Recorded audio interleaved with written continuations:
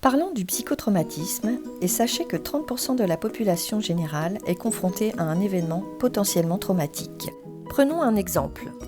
Monsieur Dupont est dans son quotidien, il rentre du travail quand soudain il est confronté à un grave accident. Il est propulsé en une fraction de seconde dans une situation extrême face au réel de la mort et au corps mutilé. Quelles sont les caractéristiques de l'événement traumatique ?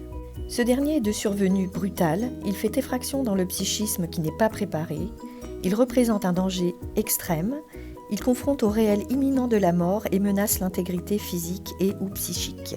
Que va-t-il se passer pour l'individu ? La confrontation à l'événement traumatique a un impact sur le cerveau qui va générer un bouleversement du fonctionnement habituel. La charge émotionnelle extrême va court-circuiter les fonctions supérieures et donc mettre en échec la capacité de penser, la capacité d'analyse de la situation, la capacité de réaction adaptée et l'intégration de l'événement dans la mémoire. Le cerveau est dépassé. Les fonctions supérieures sont prises au dépourvu, elles ne sont plus en mesure de réguler la réponse émotionnelle qui, face au danger, s'emballe. Le cerveau peut alors disjoncter, le sujet va être comme anesthésié, déconnecté, c'est la dissociation.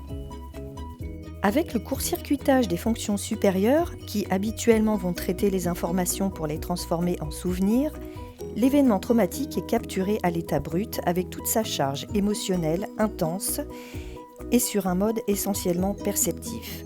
En somme, la trace de l'événement traumatique reste à l'identique, brutale, comme à l'instant même où elle se produit. C'est la mémoire traumatique. On estime que dans 75% des cas, le cerveau arrivera à traiter la mémoire traumatique. Mais dans environ 25% des cas, on verra se développer des troubles de stress post-traumatique durables et invalidants. Pour être tout à fait juste, cela dépend du type d'événement et du vécu subjectif de la personne. Notons que dans le cas de viol, 60 à 80% des victimes vont souffrir de troubles de stress post-traumatique, contre 5 à 10% dans les cas de catastrophes naturelles. Comment se manifeste le psychotraumatisme ?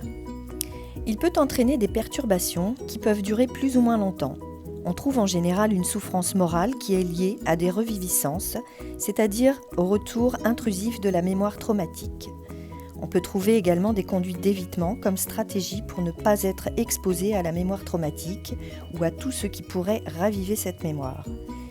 On peut également trouver un état d'hypervigilance, des réactions de sursaut, des troubles du sommeil, de l'angoisse, des palpitations et également des conduites dissociantes qui visent à se déconnecter pour se soulager de nouveau.